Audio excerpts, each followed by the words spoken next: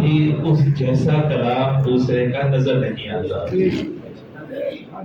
ایک مرتبہ دل کی اتھاہ گہرائیوں سے بآواز بلند درود پاک پڑھ لیں، اللہم صلی علی سیدنا مولانا محمد وعلی آل سیدنا مولانا محمد مبارک وسلم، صلو علیہ صلاۃ و سلام علیک یا رسول اللہ صلی اللہ تعالی علیہ وسلم۔ کچھ باتیں خانقاہ رضویہ شریف سے بھی ہو جائے۔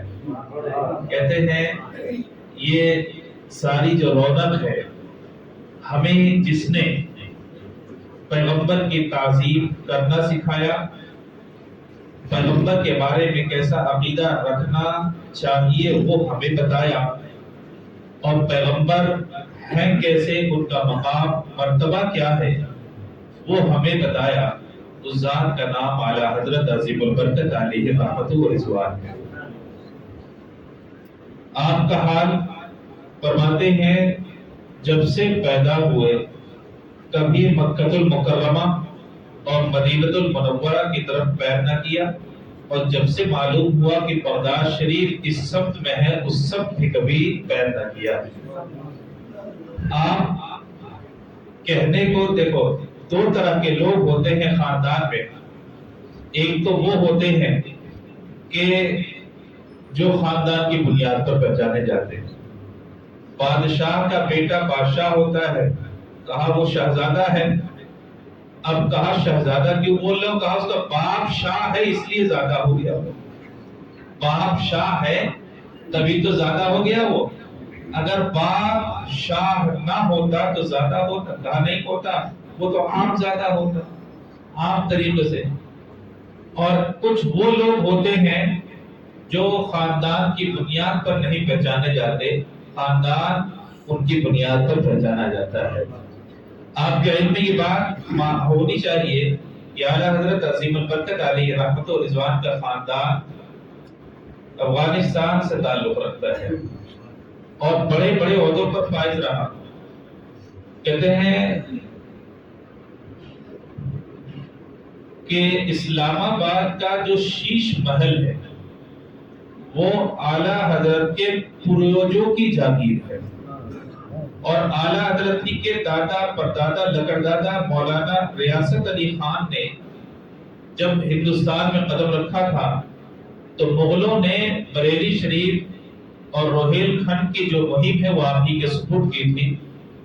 ایسا نہیں ہے کہ بریلی آج سے اعلیٰ حضرت کا ہے، الحمدللہ اس بریلی کے والی آپ کے پردادا لکڑدادا مولانا ریاست علی خان ہے۔ ہاں، اور آپ ہی کی عظمتوں میں کہتے ہیں حضرت مولانا کاظم علی خان، انہی کے بیٹے کہا مولانا حافظ اعظم علی، پہلے اعظم علی خان پھر کاظم علی خان، ان کے بعد مولانا رضا علی خان، ان کے بعد مولانا نقی علی خان، اس کے بعد اعلیٰ حضرت عظیم البرکت علیہ رحمت و رضوان۔ ایسی ذات دنیا اس پر کتنا بھی ناز کرے کم ہے۔ آپ کی ذات اور آپ کی زندگی کا نمایاں جو پہلو ہے وہ ویسے تو ہر فن میں آپ کا کوئی جواب نہیں، آپ کا کوئی جواب نہیں، لیکن اعلیٰ حضرت عظیم البرکت علیہ رحمت و رضوان نے عقیدہ توحید اور نبوت کو جتنا مضبوط کیا کہ اب قیامت تک لوگ گمراہ کرتے رہے، اگر کسی کے ہاتھ میں اعلیٰ حضرت کا دامن آ جائے تو وہ کبھی گمراہ نہ ہوگا۔ اسی لیے بات یہ بار بار کہی جاتی ہے کہ سلسلہ رضویہ سے اگر آپ واپس ہوں گے، میں چونکہ اس سے متعلق اس لیے نہیں کہہ رہا ہوں، آپ کسی بھی سلسلے والوں میں وہ لٹریچر دکھا دو جو اعلیٰ حضرت کے سلسلے میں موجود ہے۔ علماء، فقہاء، مفسرین، بڑے بڑے صدر مدرسین، قاضی القضات اور دوسرے جو لوگ ہیں آخر کیوں بریلی شریف جاتے ہیں؟ کہا ملتا ہے تبھی تو جاتے ہیں، نہ ملتا تو جاتے ہیں۔ آپ اندازہ لگا کر کے دیکھیں کہ آدمی کو پڑھنے میں کتنی دشواری ہوتی ہے۔ آپ کا اگر بیٹا پڑھے، اگر انجینئرنگ وغیرہ جو بھی کرنا ہے کرے، 25-26 سال سے پہلے تو کچھ کر ہی نہیں سکتا، اور اگر MBBS ڈاکٹر کے پیچھے پڑ گیا تو 30-35 سال ویسے ہی گزر جاتے ہیں۔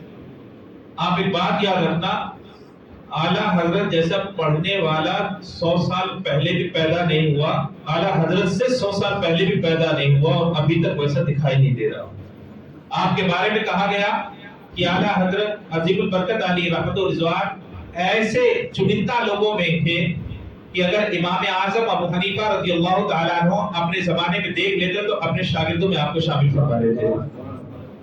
अभी 14 साल की उम्र है, गौर से सुनेंगे, अभी 14 साल, सिर्फ 14 साल।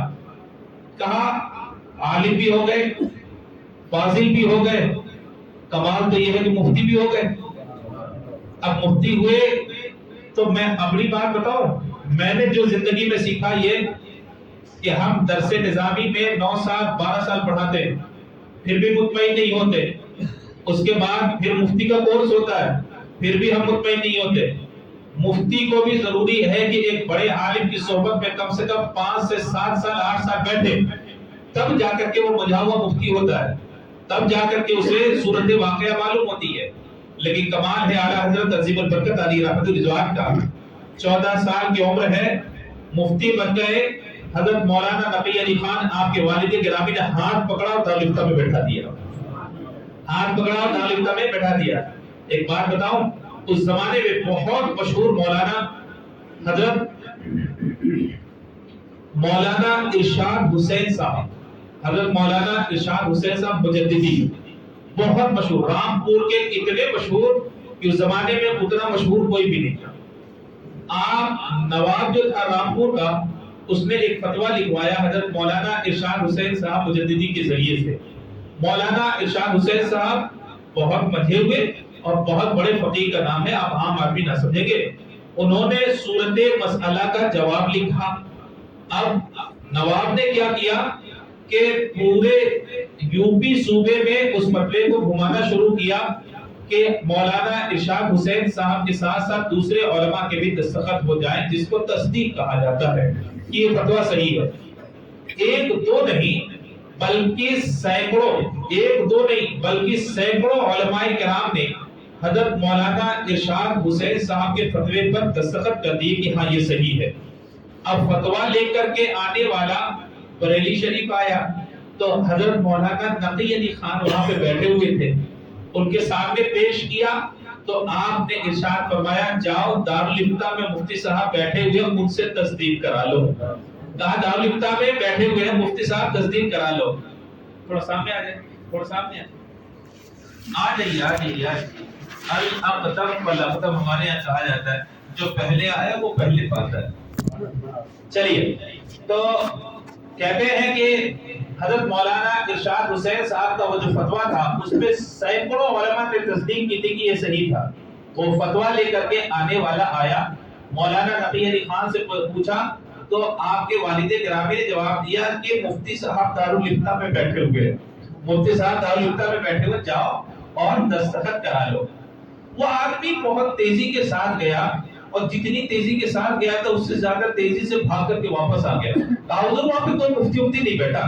जहन में ये एक ख्याल जमा हुआ था कि मुफ्ती जो होगा वो 40-50 साल का तो कम से कम होगा, 40-50 साल का तो कम से कम होगा। और वहां हाल ये था कि 14 साल का एक लड़का बैठा हुआ था। हजरत मौलाना नकी अली खान से आके कहने लगा जनाब वहां पे कोई मुफ्ती साहब नहीं है। कहा क्यों? कोई नहीं है वहां पे। कहा 14 साल का लड़का है। हजरत मौलाना नकी अली खान ने कहा अरे उनको लड़का मत कहो, अपने जमाने का बहुत बड़ा मुफ्ती है। तुमको ये लग रहा है कि तुम फतवा उसको दिखाओगे और वो दस्तखत कर देगा, ऐसा नहीं है। पहले दिखाओ, सही होगा तब दस्तखत करेंगे, वो ना करेंगे भी नहीं। मतलब कमाल है, 14 साल का ऐसा मोहम्मदी। अब देखो सिर्फ बात यहीं पे खत्म थोड़ी ना हुई थी। अब वो फतवा लेकर के आला हजरत की बारगाह में पहुंचे। आला हजरत ने पढ़ा और फौरन रिजेक्ट कर दिया, कहा मेरा इससे तो बात नहीं है। कहा हजरत मौलाना इरशाद हुसैन साहब आपकी जात जो है पूरे इलाके में मर्जा थी, यानी लोग आपकी तरफ माइल होते थे, आपके फतवे पर एतमाद करते थे और इसी वजह से सैकड़ों लोगों ने आपके फतवे पर तस्दीक कर दी थी। लेकिन कमाल है, आला हजरत की बारगाह में आया तो आला हजरत ने कहा कि मैं इस फतवे पर दस्तखत नहीं करूंगा। और मौलाना नकी अली खान ने कहा जो दुरुस्त हो वही तुम ही लिख दो। बच्चे थे ना आला हजरत, हाँ, तो हजरत मौलाना आपके वालिद साहब ने कहा कि जो सही है वही लिख दो। आपने लिख दिया, आपने पढ़ा, किसने? मौलाना नकी अली खान ने। تو مولانا ارشاد حسین صاحب کے فتوے پر دستخط نہیں کیے بلکہ اعلیٰ حضرت کے فتوے پر دستخط کیے۔ اب یہ دونوں فتوے رامپور کے نواب کے پاس پہنچے۔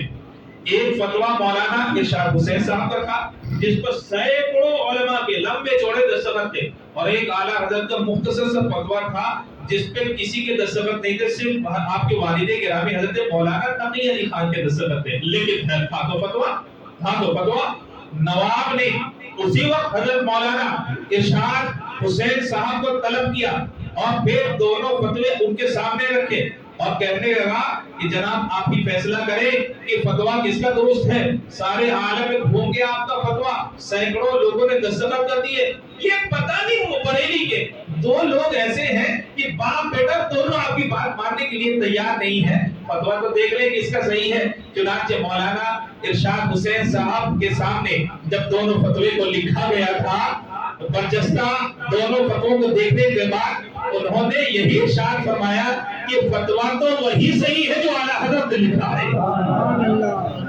فتویٰ تو وہی صحیح ہے جو اعلیٰ، دیکھیے جو عالم ہوگا نا وہ حق کو بہت جلدی قبول کر لیتا ہے، وہ حق کو بہت جلدی قبول کر لیتا ہے۔ مولانا ارشاد حسین صاحب تو بڑے عالم نہیں تھے۔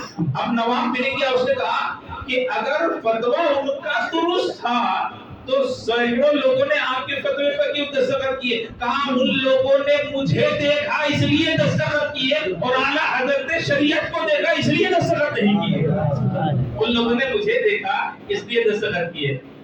اب جب نواب کو اعلیٰ حضرت کے بارے میں معلوم ہوا اتنے بڑے عالم کہ ہمارے علاقے کے جو سب سے بڑے عالم ہیں مولانا ارشاد حسین صاحب، ان سے بھی بڑھ چڑھ کر کے فتویٰ دے، تو اس کے دماغ میں ایک بات آئی، بہت بھاری برکم ہوں گے اور بہت لمبے چوڑے ہوں گے، بہت عمر دراز ہوں گے۔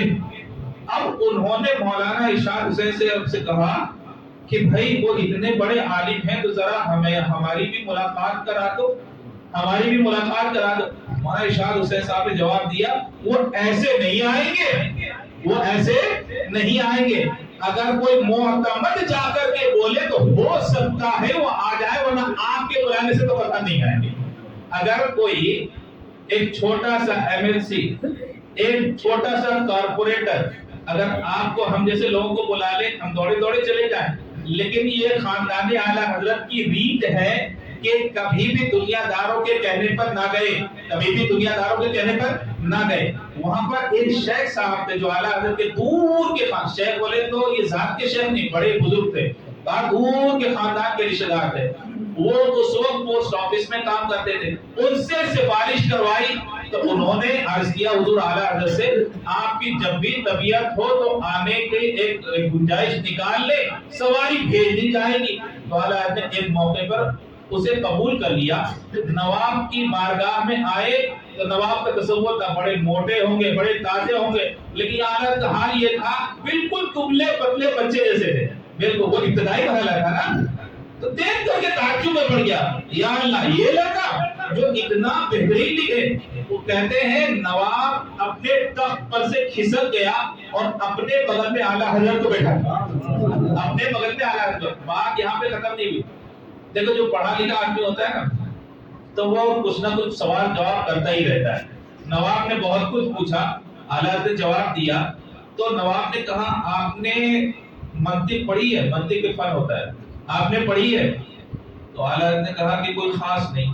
تو نواب کے دربار میں مولانا عبدالحق صاحب خیرآبادی، بہت بڑے منطقی، بہت بڑے منطقی۔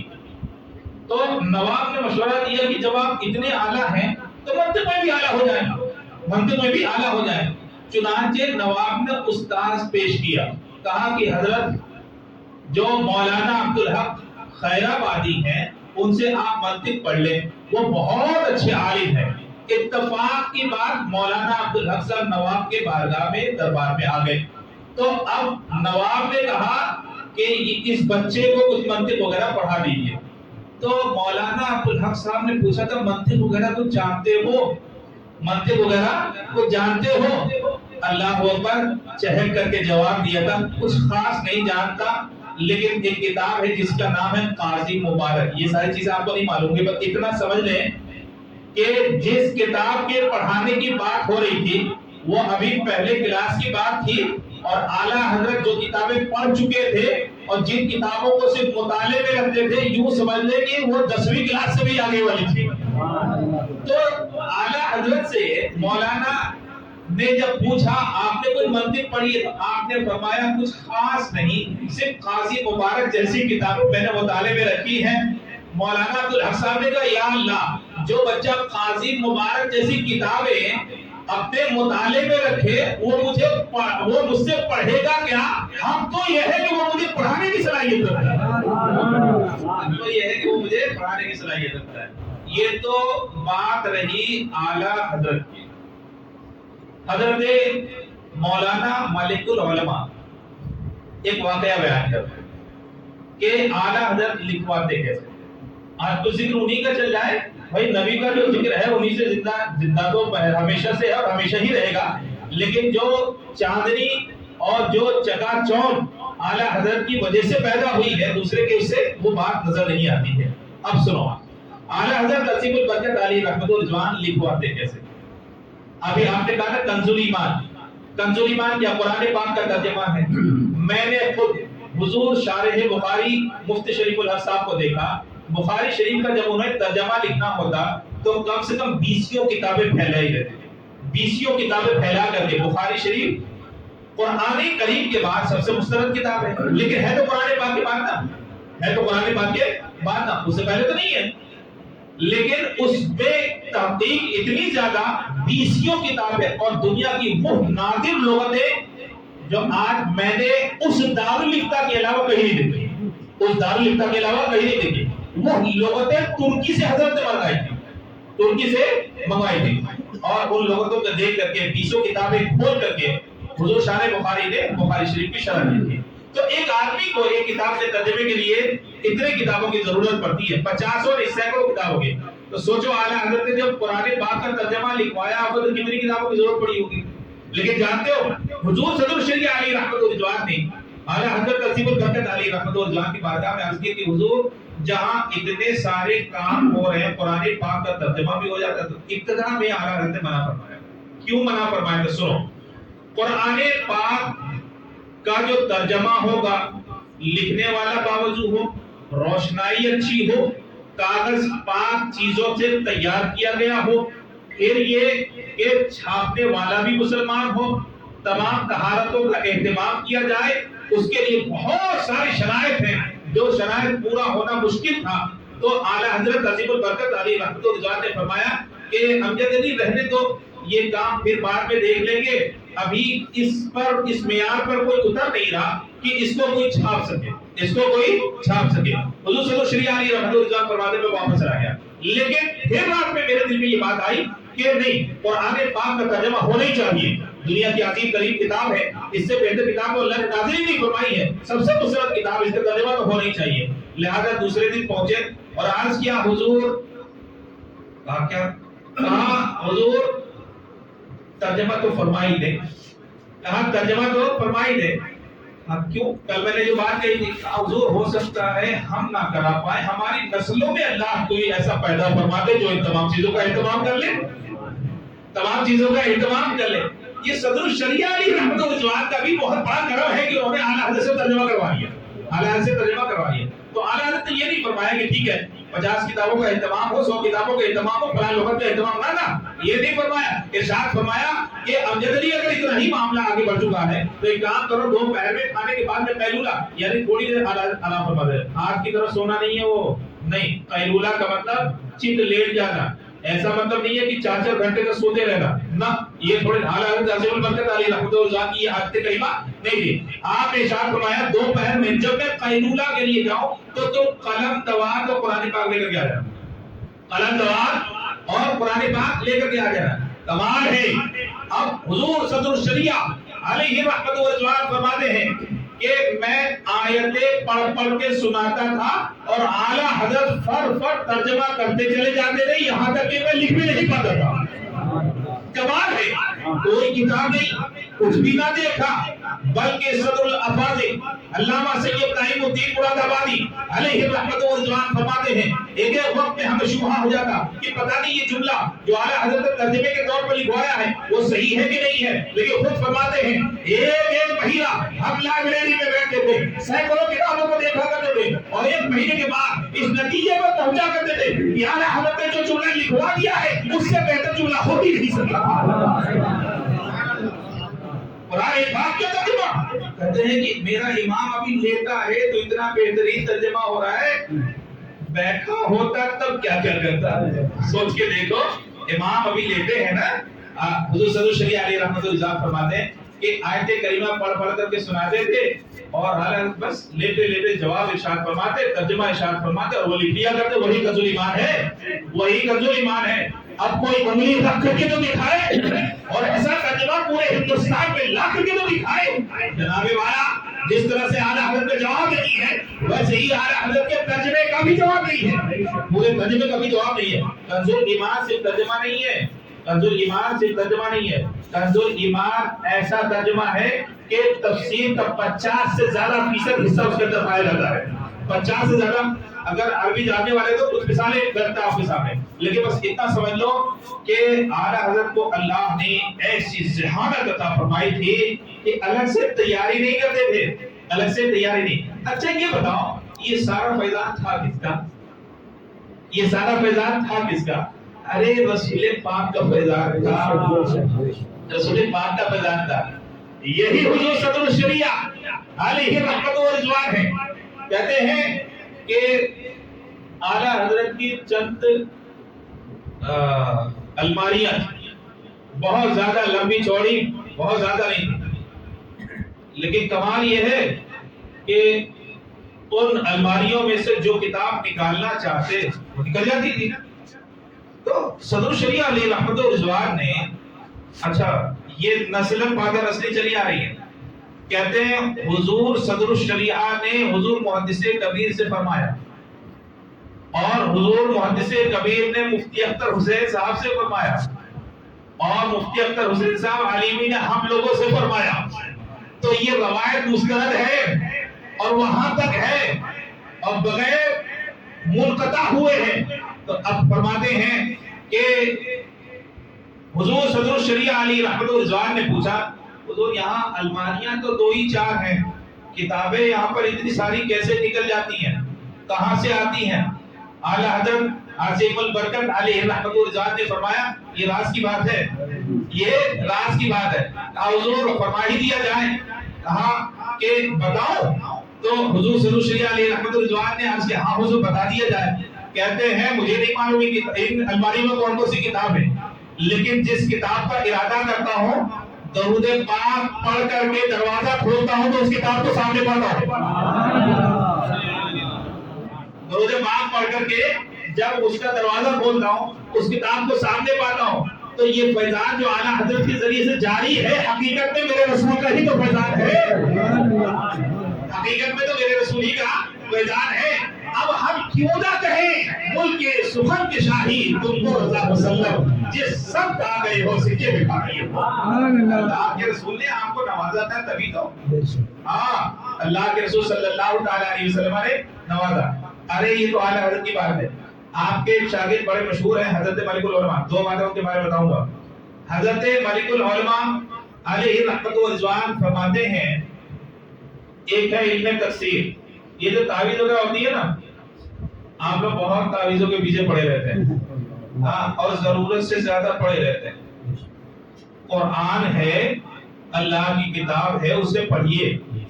दुश्वारी आ जाए, परेशानी आ जाए, सूरह यासीन शरीफ है, पढ़िए, उसका वेद कीजिए।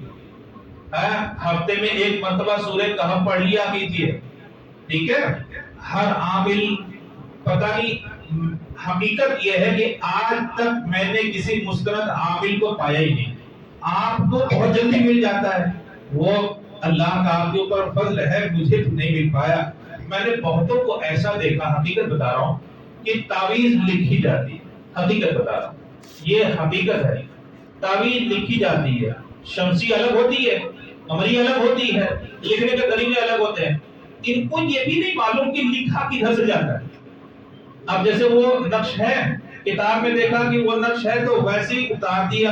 ارے یار یہ نقل ہو گئی, یہ تو نقل ہو گئی, یہ تعویذ لکھنا کہاں ہوا؟ کیا وہ تعویذ اثر کرے گی؟ اب عورتیں اتنی دیوانی کہ حضرت جو لکھ کر کے دیتے وہی بس ہے, حضرت جو لکھ کر کے دیتے بس وہی بس. ان تمام چیزوں کے پیچھے مت بھاگیے. اللہ تبارک و تعالیٰ نے قرآن پاک کو نازل فرمایا, بزرگوں سے دعائیں مروی ہیں. اگر لینا ہی ہے تو میں یہ تھوڑی نہ بولتا ہوں کہ تعویذ نہ جائز ہے. الحمدللہ تعویذ میں اثر ہے, لیکن تعویذ میں اثر کب ہوگا؟ جب لکھنے والے میں اثر ہوگا تب نا. یہاں زیروکس کاپی کرا کر کے فولڈ کر کے دے دیتے, یا ایسے تھوڑی نہ ہوتا ہے. اس کا ایک علم ہے, ہر عدد کا ایک نمبر ہے, اور پھر کون سا عدد کہاں پر کس اعتبار سے ہوگا, کون سی تعویذ کب لکھی جائے گی, شمسی ہوگی تب کب لکھی جائے گی, قمری ہوگی تب کب لکھی جائے گی, رات میں لکھی جائے گی, دن میں لکھی جائے گی, اور کہتے ہیں محبت کی کیسے لکھی جائے گی, اور پھر دوسری چیزوں کی لکھی. ارے اس میں تو ہزاروں فنون ہے, اس میں تو ہزاروں فنون ہے. یہ نقل کر کے زیروکس کر کے کرا کے دینے والے کیا جانے کی تعویذ کا علم کیا ہوا کرتا ہے.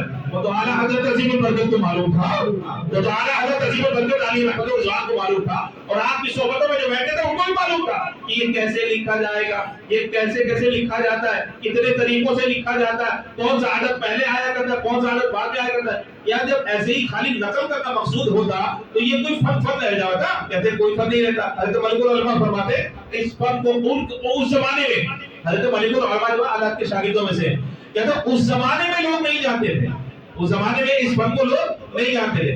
آج بھی میری نظر میں دو چند ہوں, ہے نا, دو چند ہیں, ایک حضور محدث کبیر اور ایک حضور قائد ملت, اور بلا شبہ حضور تاج الشریعہ علیہ رحمت و رضوان تو اکمل طریقے پہ جانتے, اکمل طریقے پہ جانتے.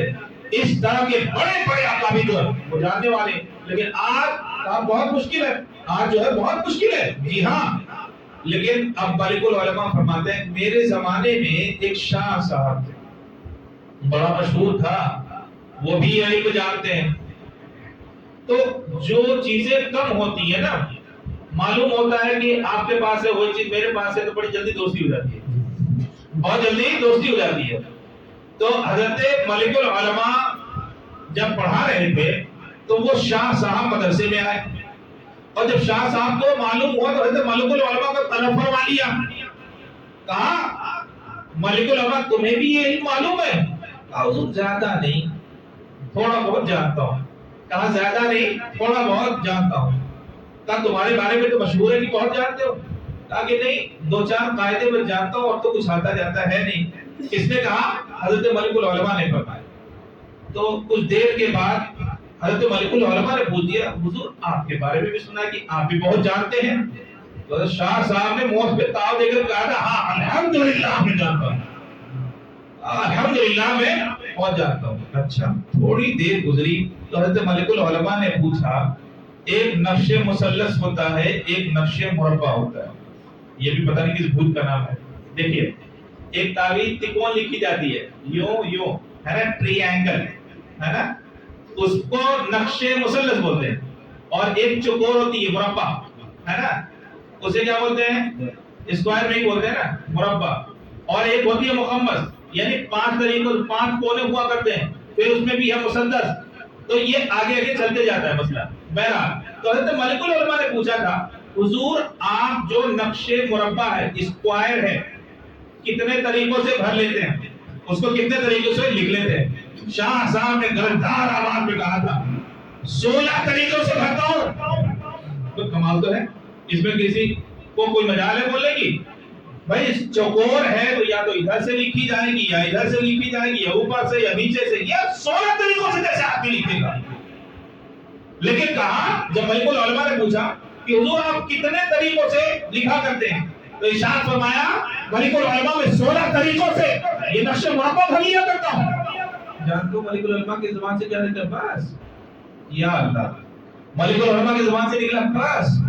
ان کی بھویں چڑھ گئی, یار یہ بچہ بول رہا ہے بس, کیا مطلب تم کتنے طریقوں سے بھر سکتے ہو؟ اللہ اکبر چہٹ کر کے جواب دیا 1152 طریقوں سے بھر سکتا ہوں. پہنچو آپ. جو شاہ صاحب نے کیا کہا تھا انہوں نے 16 طریقوں سے. اور جب اعلیٰ حضرت کے شاگرد کی بات آئی, شاگرد بول رہا ہوں ابھی, اعلیٰ حضرت نہیں بول رہا ہوں, ابھی شاگرد کی بات آئی تو ملک العلماء نے کہا 1152 طریقوں سے بھر سکتا ہوں. کہا سچ؟ تو آپ نے ارشاد فرمایا کہ میں جھوٹ بول رہا ہوں. اب جھوٹ بولنا ہوتا تو یہی عدد بولتا, مجھے 1-2 لاکھ کا عدد نہیں معلوم تھا, یہ بھی تو بول سکتا تھا 1,000 2,000 10,000 20,000 1 لاکھ کا عدد بول سکتا تھا. نہیں بول کر کے 1152 طریقے سے بول رہا ہوں. اس کا مطلب یہ اتنا جانتا ہوں اس لیے اتنا بول رہا ہوں, اتنا جانتا ہوں اسی لیے اتنا بولتا ہوں. شاہ صاحب کو یقین نہیں ہے نا, یہ تو غلط ہو سکتا ہے. تو چنانچہ انہوں نے پوچھا نقش وہ بھر کر کے دکھاؤ گے اتنے طریقوں سے؟ تو ارشاد فرمایا بھرنے کی کیا ضرورت ہے, یہاں پہ پہلے سے ہی لے کر کے آیا ہوں, دیکھ لیجیے. کیا کہا کہ دکھانے کی ضرورت نہیں ہے, لکھنے کی الگ سے ضرورت نہیں, یہاں پہ نقش ویسے ہی بھر کر کے لایا ہوں, دیکھ لیں. دیکھنے کے بعد آپ کو کھلی رہ گئی. اس کے بعد پوچھا تھا مالک العلماء تم نے کہاں سے یہ سب پڑھا؟ حضور اعلیٰ حضرت کی خدمت میں رہ کر کے پڑھا. جب اعلیٰ حضرت کا نام سنا تو پھر انہوں نے پوچھا تھا یار آپ اتنے طریقوں سے بھر لیتے ہو, آپ کے استاد کتنے طریقوں سے بھر سکتے ہیں؟ ارشاد فرمایا 1000 نہیں 2300 طریقوں سے بھر لیتے تھے. 2300 طریقوں سے. تو ارشاد وہ حضرت شاہ صاحب کہتے ہیں کہ اعلیٰ حضرت نے بڑی محنت کی ہوگی, اتنے طریقے جب بھر لیتے ہیں تو بڑی محنت کی ہوگی. ارشاد فرمایا یہ تو وہ فن ہے جس میں اعلیٰ حضرت نے محنت ہی نہیں کی. یہ تو وہ فن ہے جس میں اعلیٰ حضرت نے محنت ہی نہیں کی. محنت کرتے ہیں تو 50,000 طریقوں سے بھر لیتے ہیں. یہ تو بات آئی گئی تھی, یہ تو بات آئی گئی تھی. تو اتنا ہم کو سکھا دیا. وہ اعلیٰ حضرت کا معاملہ یہ تھا کہ کوئی جب سوال جواب ہوتا تھا تو اس فن کو سامنے رکھتے پڑھتے. یہ خاصیت بتاؤں, یہاں ہم حضرت اچھی طرح سمجھتے ہوں گے, فن کی پوری کتاب پڑھا دو بچے کو سمجھ میں نہیں آتا ہے نا. آپ کے بچے کو اسکول میں نہیں سمجھ میں آتا تو ٹیوشن ڈالتے ہیں, اور 11ویں 12ویں کلاس میں جب تسلی نہیں ہوتی تو لاکھوں کا ٹیوشن دیتے ہیں, اسے لاکھوں کا ٹیوشن دیتے ہیں. اور اعلیٰ حضرت کا معاملہ یہ تھا, ٹیوشن تو بہت دور کی بات, کتاب بھی کبھی مکمل نہ پڑھی, کتاب بھی کبھی مکمل نہ پڑھی. کہتے ہیں خود کہ 1/4 استاد پڑھاتے تھے, باقی میں خود پڑھ لیا کرتا تھا. اور ایک واقعہ بتاؤں, ایک کتاب آپ کے والد گرامی حضرت مولانا نقی علی خان فواتح الرحمود, ایک کتاب ہے, فواتح الرحمود ایک کتاب ہے. کہتے ہیں آپ کے والد گرامی صبح اسی کتاب میں پڑھاتے تھے اور رات کو اعلیٰ حضرت اسی کتاب کو لے کر کے مطالعہ فرماتے تھے, اسی کتاب کو لے کر کے مطالعہ فرماتے تھے. تو آپ کے والد گرامی نے اس کتاب پر ایک حاشیہ لکھا کہ یہ جو کتاب لکھنے والے ہیں ان کی اس عبارت پر یہ اعتراض ہوتا ہے, اور اعتراض کا یہ جواب ہے, مگر میں لکھ دیا. اب اعلیٰ حضرت عظیم البرکت علیہ رحمت و رضوان رات کو بیٹھے فواتح الرحمود لے کر کے, تو کتاب بھی پڑھی اور اپنے والد گرامی کا حاشیہ بھی پڑھا, اپنے والد گرامی کا حاشیہ بھی پڑھا. اور حاشیہ پڑھنے کے بعد ایک اپنا بھی حاشیہ نیچے لگا دیا, ایک اپنا بھی حاشیہ نیچے لگا دیا. اپنا جو حاشیہ لگایا تھا اس کے مطابق یہ تھا کہ اگر اس عبارت کو ایسے پڑھا جائے تو ماتن کی اس عبارت پر اعتراض بھی نہیں پڑے گا اور جواب کی نوبت بھی نہیں آئے گی, جواب کی نوبت بھی نہیں ہے. نیچے لکھ دیا. اور پھر اس کے بعد صبح کے وقت جب آپ کے والد گرامی کے سامنے وہ کتاب پیش ہوئی اور آپ نے اپنا حاشیہ پڑھا, پھر اعلیٰ حضرت کا حاشیہ پڑھا, تو اس کے بعد اعلیٰ حضرت کھڑا کیا, پیشانی کو چوم کر کے ارشاد فرمایا تھا احمد رضا تم پڑھنے نہیں پڑھانے آیا کرتے ہو, تم پڑھنے نہیں پڑھانے آیا کرتے ہو. اللہ نے بلا کی ذہانت عطا فرمائی تھی. ایک بات بتا دیتا ہوں اور ایک بات عرض کر دیتا ہوں. حضرت ملک العلماء فرماتے ہیں اعلیٰ حضرت کی ایک دن طبیعت خراب تھی, ٹھیک ہے, ایک دن میں 50 نہیں سینکڑوں فتوے لکھا کرتے تھے, فتوے سینکڑوں لکھا کرتے تھے. کہتے ہیں ایک دن طبیعت خراب تھی, عصر کے بعد جو ہے آپ کے دربار میں جو لوگ رہا کرتے تھے نا, تو صرف اعلیٰ حضرت ہی اعلیٰ نہیں تھے, اس زمانے کے ان کے بعد جو ہے وہ سارے لوگ اعلیٰ تھے. آپ کے دربار میں بیٹھنے والے لوگ بھی اعلیٰ تھے. यहाँ पे बहुत सारे मुरीदीन होंगे हुजूर मुफ्ती आज़म ईद अलैहि रहमतुल्लाह रिजवान, कहते हैं उनकी सोहबतों में हुजूर मुफ्ती आज़म ईद भी बैठे हैं।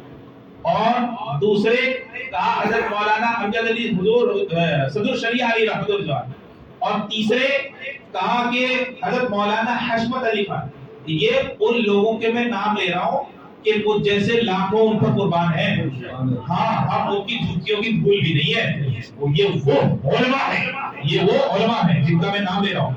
हुजूर मुफ्ती आज़म हिंद अली रहमतुल्लाह रिजवान और हुजूर कहते हैं सदर शरिया अली रहमतुल्लाह रिजवान, कहते हैं और हुजूर हुज्जतुल इस्लाम कुल मलिकुल उलमा फरमाते चौथे भी थे, लेकिन मुझे नाम नहीं याद है, मुझे नाम नहीं याद है। चार थे।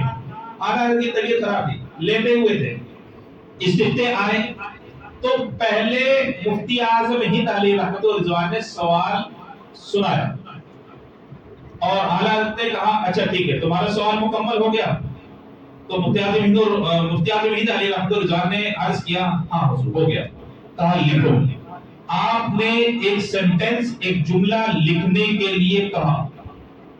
अब मुफ्ती आज़म हिंद अली रहमतुल्लाह रिजवान जब तक उसे लिखते रहे, आला हज़रत दूसरा जुमला नहीं सोच रहे थे। आपने सदर शरिया को कहा तुम अपना सवाल सुनाओ। उस दरमियान में हुजूर सदर शरिया अली रहमतुल्लाह रिजवान ने अपना सवाल सुनाया।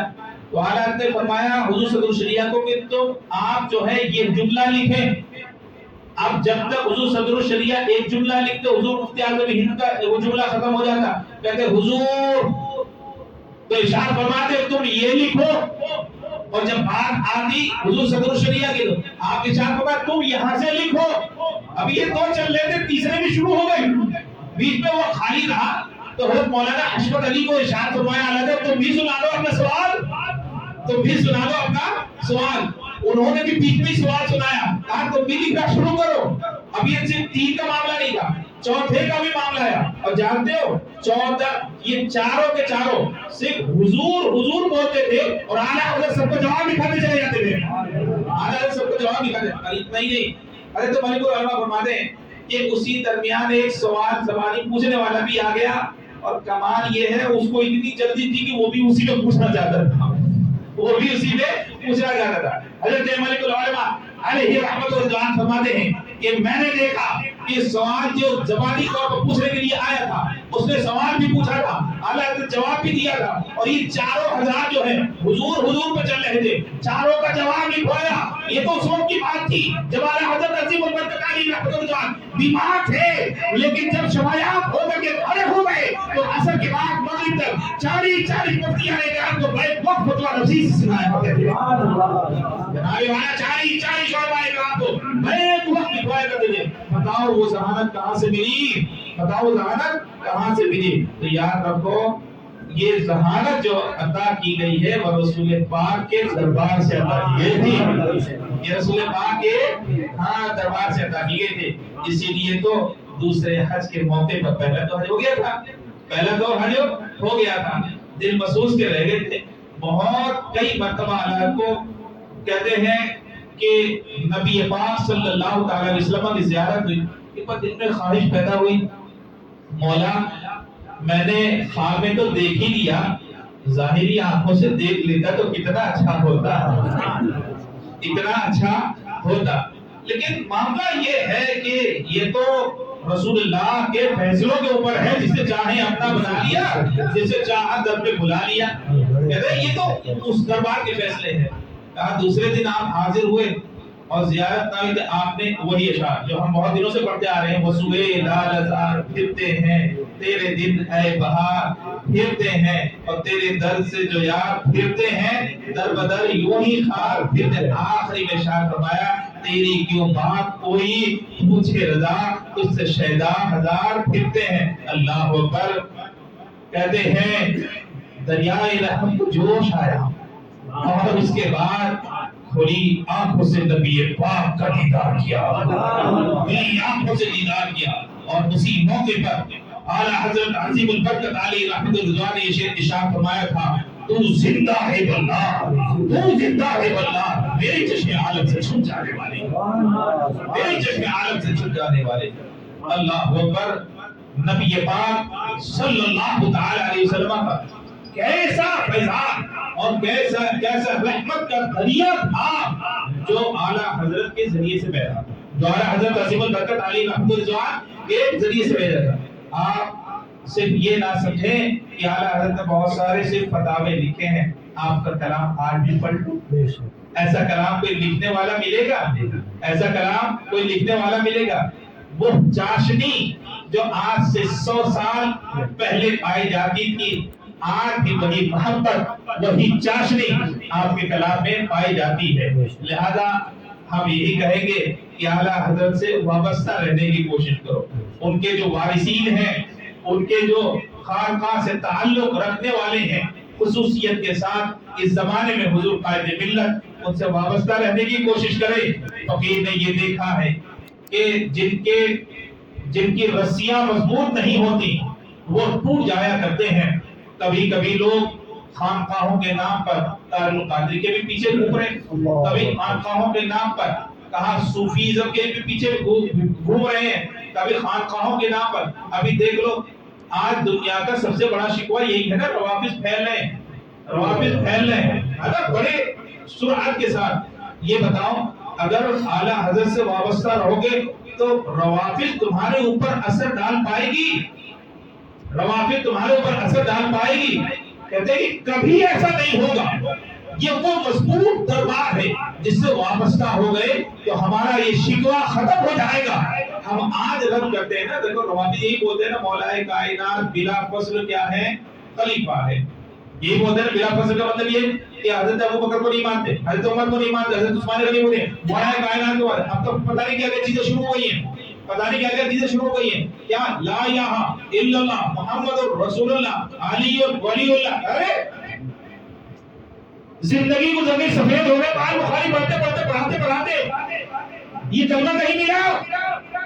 رسول پاک صلی اللہ تعالی علیہ وسلم نے حضرت معاذ بن جبل رضی اللہ تعالی عنہ کو، یہ بخاری شریف کی حدیث سے بات بتا رہا ہوں، کہا جب یمن کا کہتے ہیں حضرت معاذ بن جبل رضی اللہ تعالی عنہ، یہ صحابی ہیں، یمن کا قاضی بنا کر کے بھیجا، ارشاد فرمایا معاذ سب سے پہلے تمہارا کام کیا ہوگا؟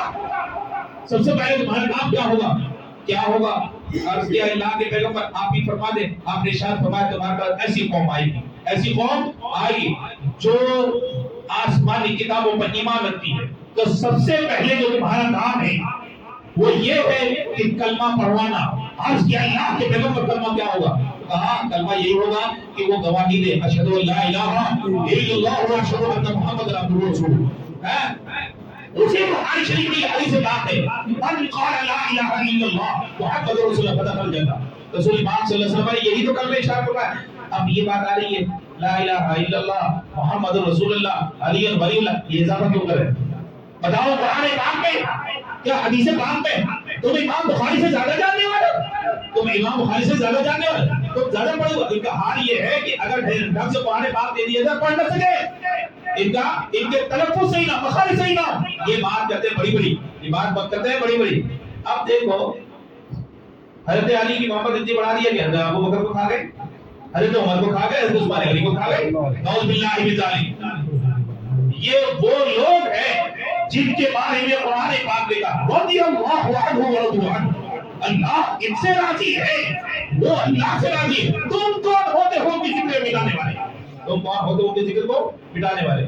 حضرت دیکھو محبت کے نام پر اعلیٰ نے بہت 100 سال پہلے فرمایا نا، شہر دکھائے زہر پلائیں، شہر دکھائے زہر پلائیں، زہر پلایا جا رہا ہے تمہیں، زہر پلایا جا رہا ہے۔ مولا کائنات کی محبت کے نام پر حضرت امیر معاویہ کو گالی نہیں دی جائے گی، حضرت امیر معاویہ کو آپ کو اندازہ حضرت امیر معاویہ کو ہے اللہ اکبر کاتبین وحی میں آپ کا شمار ہوتا ہے، رسول اللہ کے سنے سارے ہیں حضرت امیر معاویہ رضی اللہ تعالیٰ عنہ۔ رسول اللہ نے جتنی دعائیں فرمائی اللہم علمہ الکتاب وعلمہ الحساب، مولا امیر معاویہ کو حساب کا علم عطا فرما، قرآن کا علم عطا فرما۔ رسول جس کے لیے دعا فرما وہ گمراہ ہو سکتا ہے، وہ خراب ہو سکتا ہے۔ جناب والا شہر دکھائیں زہر پلائیں، اعلیٰ حضرت سے وابستہ ہو، آج سے نہیں 100 سال پہلے فرما دیا تھا۔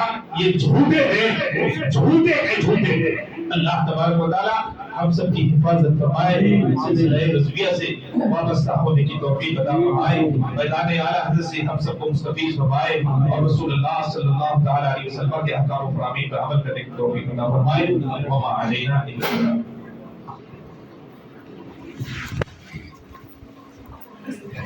یا نبی سلام علیکہ، یا رسول سلام علیکہ، یا حبیب سلام علیکہ، صلوات اللہ علیکہ۔ آپ کا تشریف لانا وقت بھی کتنا سہانا، جگمگا اٹھا زمانہ، پورے گاتی تھی ترانہ۔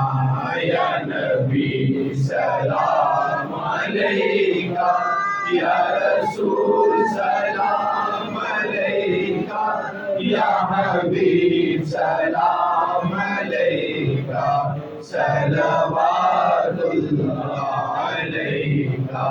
صدقہ دو کرب و بلا کا، صدقہ دو غوث الورا کا، صدقہ دو خواجہ پیا کا، عشق دو احمد رجا سا۔ یا نبی سلام علیکہ، یا رسول سلام علیکہ، یا حبیب سلام علیکہ، صلوات اللہ علیکہ۔ السلام علیکہ یا رسول اللہ، الصلاۃ والسلام علیکہ یا حبیب اللہ، الصلاۃ والسلام علیکہ یا خیر خلق اللہ، الصلاۃ والسلام علیکہ یا نور من نور اللہ، وعلی آلک واصحابک یا محمد رسول اللہ صلی اللہ علیہ وسلم۔ الحمد للہ رب العالمین والعاقبۃ للمتقین، اللهم صل علی سیدنا مولانا محمد وعلی آل سیدنا مولانا محمد وبارک وسلم۔ صلوا علیہ صلاۃ و سلام علیک یا رسول اللہ صلی اللہ علیہ وسلم۔ اللهم ربنا آتنا فی الدنیا حسنہ وفی الآخرۃ حسنہ وقنا عذاب النار وادخلنا الجنۃ مع الابرار یا عزیز یا غفار یا رب العالمین۔ اللهم ربنا تقبل منا انک انت السمیع العلیم وتب علینا انک انت التواب الرحیم۔ اللهم ارزقنا علما نافعا ورزقا واسعا حلالا طیبا وعملا متقبلا۔ اللهم انا نسألك رضاك والجنہ ونعوذ بك من سخطك یا والنار۔